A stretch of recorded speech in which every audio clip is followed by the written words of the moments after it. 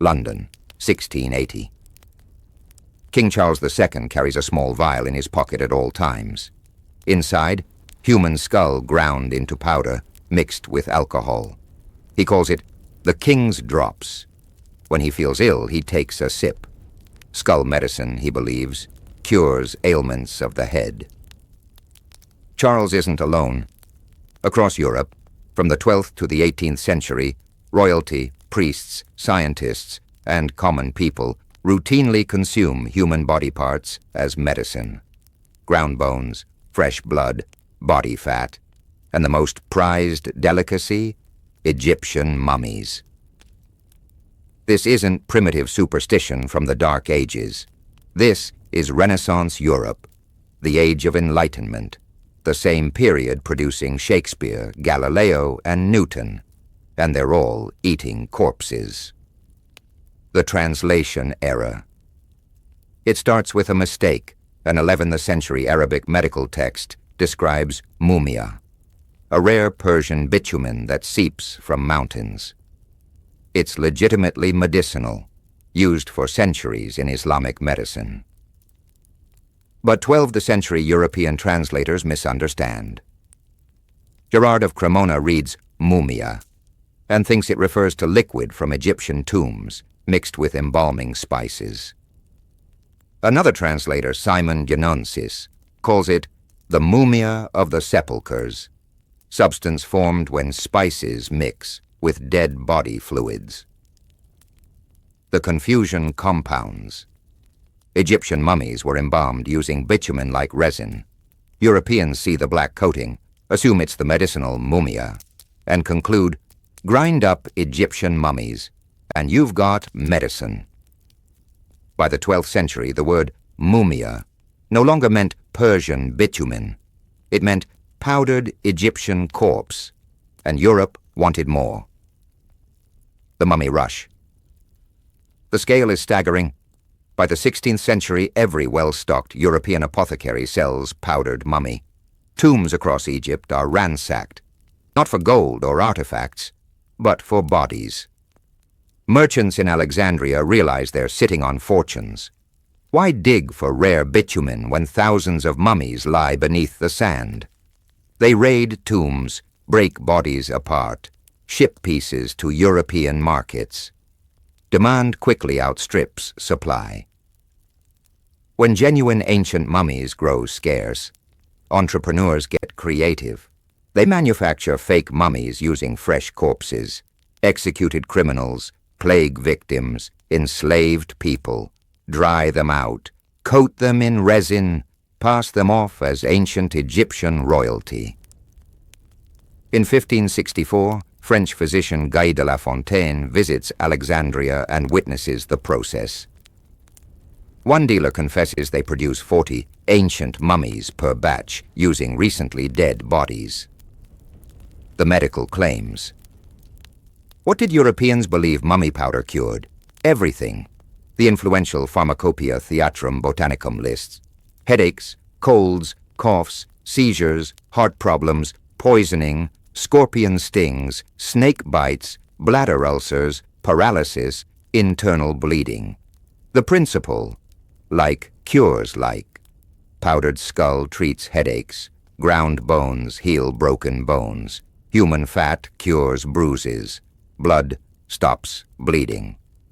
Mummy skull mixed with chocolate became a hot drink for apoplexy. Mummy powder with wine or goat milk treated internal bleeding. Applied directly to wounds, it supposedly stopped infection. Some preparations were elaborate. Oswald Kroll, a 17th century German physician, provided a detailed recipe. Take the corpse of a young red-haired man who was hanged, cut into small pieces, sprinkle with myrrh and aloes, soak in wine, dry thoroughly. This tincture of mumia was considered especially potent. Beyond mummies, fresh corpses, Paracelsus, the influential Swiss physician, 1493-1541, argued fresh corpses worked better than ancient ones. He promoted the flesh of a man who did not die a natural death, but rather died an unnatural death with a healthy body. This sparked a new market. Europeans no longer needed Egyptian mummies. They could use local corpses, preferably from executions, where death was sudden and the body healthy. The poor, unable to afford apothecary preparations, stood at executions, paying small sums for cups of still warm blood from the condemned. Executioners became healers, social outcasts with almost magical powers in Germanic countries. A 1679 Franciscan apothecary recipe describes making blood marmalade. Others used human fat for treating external wounds. Body parts were harvested, processed, and sold as legitimate medicine across Europe. Who participated? This wasn't fringe medicine. It was mainstream. King Charles II had his skull drops. Scientists endorsed it. Physicians prescribed it. Even priests consumed corpse medicine without moral qualms. The same Europeans who condemned New World cannibalism as savage practiced medical cannibalism at home. Michel de Montaigne, a 16th century French philosopher, pointed out the hypocrisy in his essay On the Cannibals. Consuming corpses for medicine was no better than ritual cannibalism in Brazil. But most didn't see it as cannibalism. Corpse medicine was medical, not dietary. The distinction mattered psychologically. As Louise Noble writes, people distance the final medicinal product from its original source, the human body, by convincing themselves it had somehow transformed into something new. Medicine, not food. Science, not savagery. The rationalization held for centuries. The skeptics. Not everyone believed. Some 16th century physicians vocally opposed the practice. Ambroise Paré, surgeon to 4 French kings, published a 1582 treatise condemning mummy medicine. He argued most mummy sold was fake. Recently dead corpses dried in French ovens, not ancient Egyptians. Worse, it didn't work. In his professional experience, it failed to stop bleeding and caused upset stomachs and bad breath. Leonhard Fuchs, a German herbalist, explained the translation errors and derided the stupid credulity of certain doctors. He accepted genuine Egyptian mumia, but rejected local substitutes, asking, who, unless he approves of cannibalism, would not loathe this remedy? But skeptics were minority voices. The practice continued for another 2 centuries despite their objections. The art connection. Mummies served another purpose, art supplies. Ground mummy mixed with chemicals created mummy brown, a pigment used by European painters from the 16th to 19th centuries.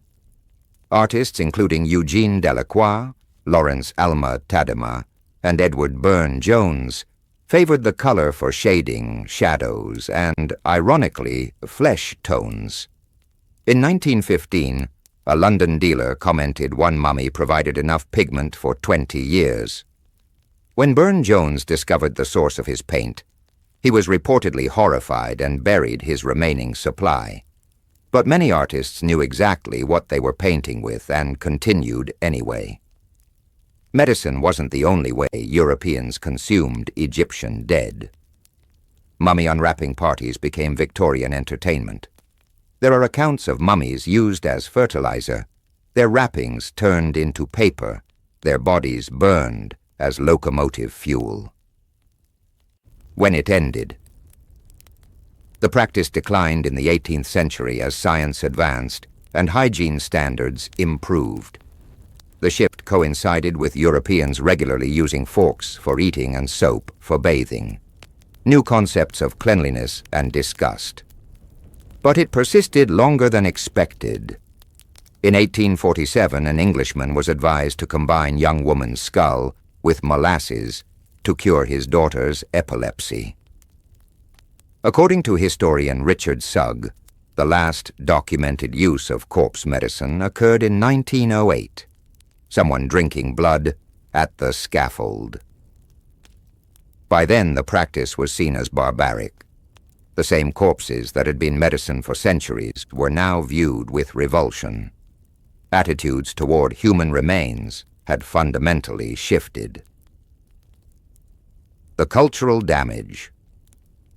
Standing before Tutankhamun's preserved body in Cairo, one realizes he survived only because Howard Carter found him in 1922, after the mummy-eating craze ended.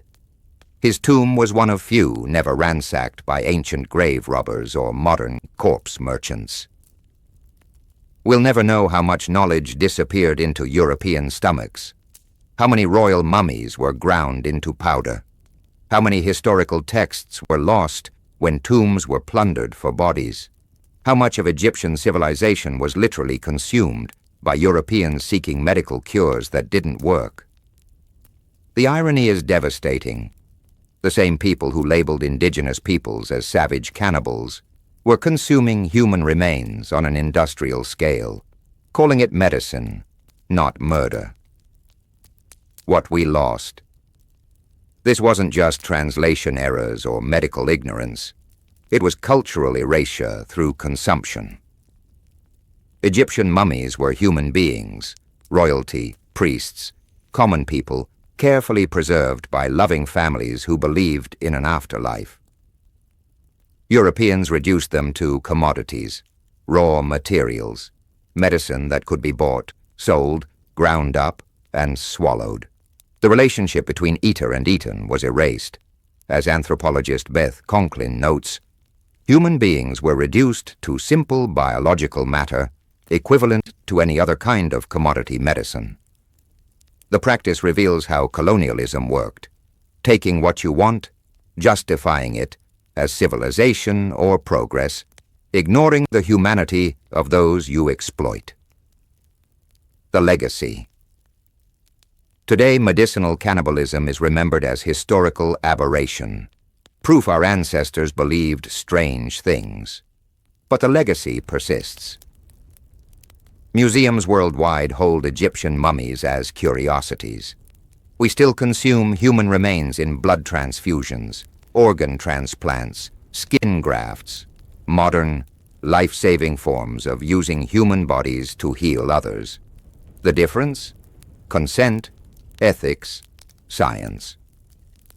For 700 years, Europeans ground up Egyptian dead and called it medicine. They ransacked tombs, manufactured fake mummies, created an international trade in human remains. Kings drank skull tinctures. Doctors prescribed powdered corpses. Everyone participated. The practice ended not because science proved it didn't work, though it didn't, but because cultural attitudes changed. Disgust replaced acceptance. Human remains became sacred again, or at least off-limits for consumption. The lesson? What one era considers normal medicine, another views as cannibalism. Cultural attitudes shift. What remains constant is human capacity to justify almost anything if the rationalization is compelling enough. Medicine, not murder. Science, not savagery. For 700 years, that's what Europeans told themselves while grinding up Egyptian dead. And everyone believed it. Until suddenly they didn't.